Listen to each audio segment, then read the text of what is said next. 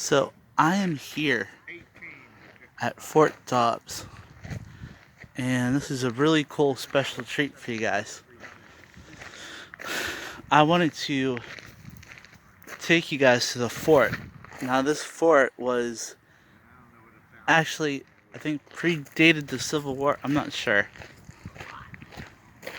This is like really close to where we live, and I'm trying to like read where it was. Read the important part of it. But this is going to be this is actually going to be a guided tour. So it'll be exciting, but I wanted to show you guys a little bit of some cool things here.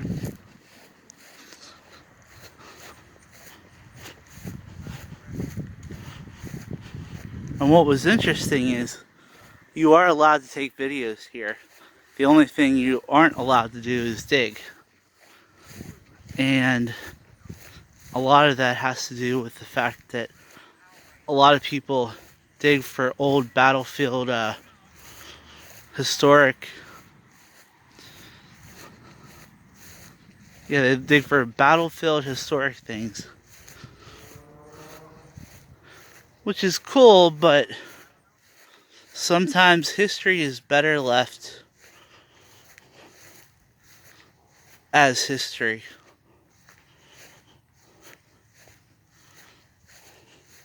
And this used to be a garden. It might be something different now, but it still might be a garden, as from when I remember. And it's really beautiful out here too.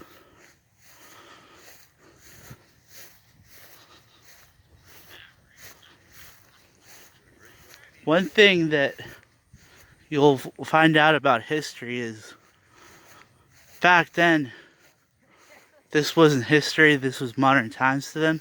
So they didn't care if it was destroyed. And with Fort Dobbs, they had to rebuild this fort.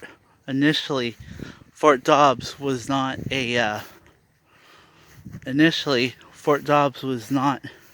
cared for. As soon as the war was over, they just destroyed it. Which would make sense because it's modern times for them, history for us.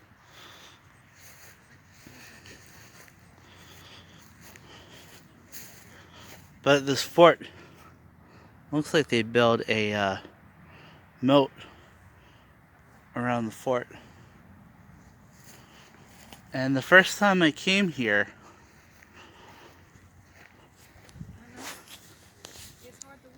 that first part that you see on the bottom right here, that was all that was of the fort. And it took a whole year to build this. No, correct that, 2 years. But this is gonna be so cool for you guys. Sorry.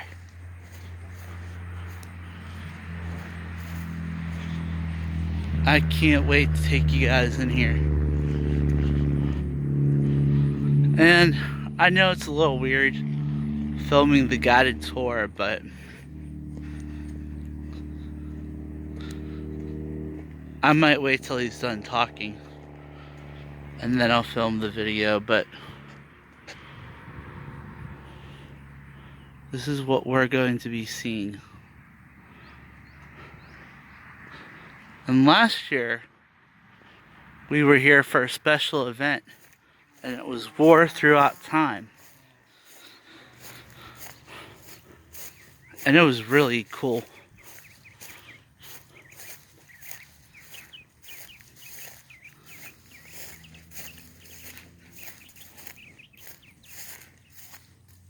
There were tents set up everywhere. It was right here. It was right there. Over that way.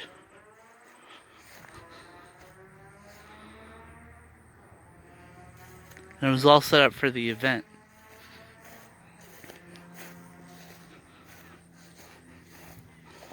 But now I'm gonna let the tour start and then see what I can show you guys. So, see you soon. Defenseless. They sent a company of 50 full-time soldiers out here. They're called provincials. These are North Carolinians who enlist in the North Carolina Army.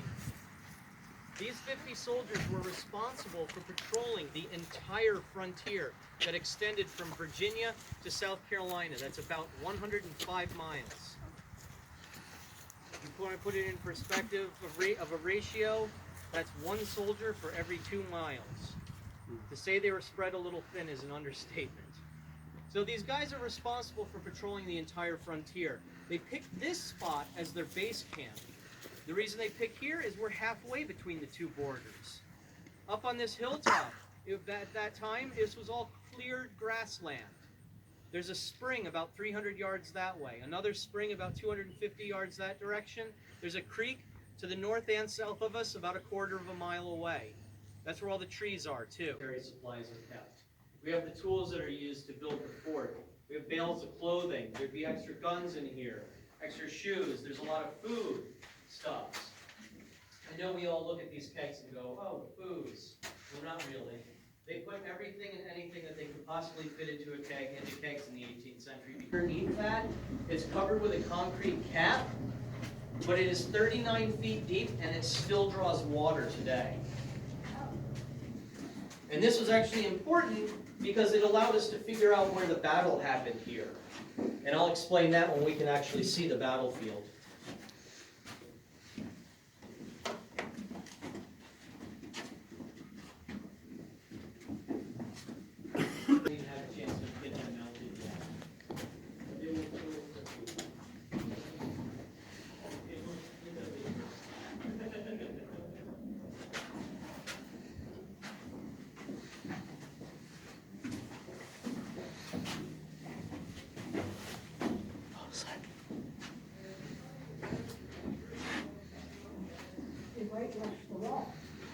Yeah, and they can see from three sides.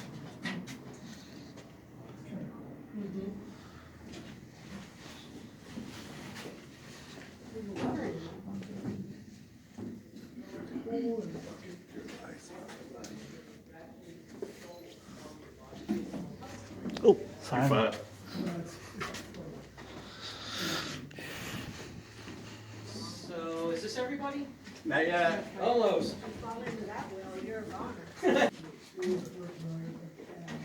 Exactly. Yep. And that's how all these logs were finished. Did they sleep in shifts or No, 2 to a bed. 2 to a bed? Yep. Now there were 4 barracks rooms in this fort, so that's 49 or 48 beds. Or guess what we're doing right now? Off the quarter. Oh yeah. This is where all the nice stuff is. This the fort was commanded by 4 officers. You were right. The commanding officer through most of the fort's career was Hugh Waddell. He started out the war as a captain and he rose to the rank of a colonel by the end of the war in 1761. He's also North Carolina's first general. But this is officer land. You notice they have a lot more space than the soldiers do. They have a lot more space. They have nicer dining stuff. They have a really nice table with really nice chairs. They have nice beds that are, 2 of them are rope beds. 2 junior officers aren't so lucky, they get slats, but they do have feather mattresses. Why are they so short? Are they shorter than you? No, that has nothing to do with the human height. It's just the way beds were made. They're typically barracks beds where, when you see single beds, they're typically wood. They are only 3 feet wide, though. That also throws it off. Yeah, those beds are 6 feet 2 inches long on the interior. Is that what a normal bed is? It's close to a...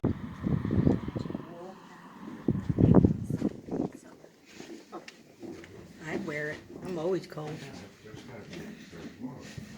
That's a There's pretty no good breeze floor. coming through that hole.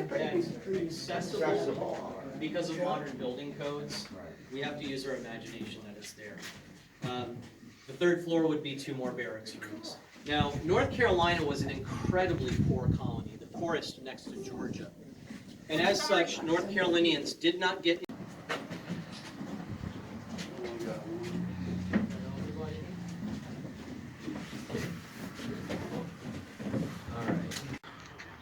So, I showed you what it looks like inside the Fort Dobbs. And I really didn't want to take away from the tour, because it would be better if you guys saw it. However, this place is awesome. It's only like 5 minutes down the road from where we live, if that can give you any indication. But while we are here, I did want to give you a walk around the woods. They have a trail here. So I'm going to give you a little walk around the trail.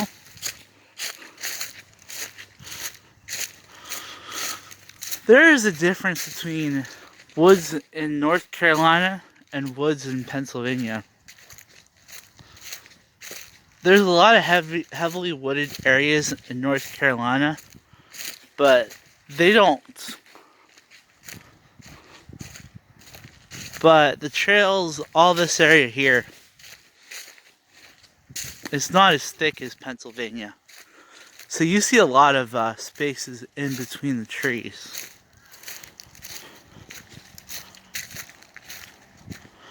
But they do have a lot of pine trees. And they have a lot of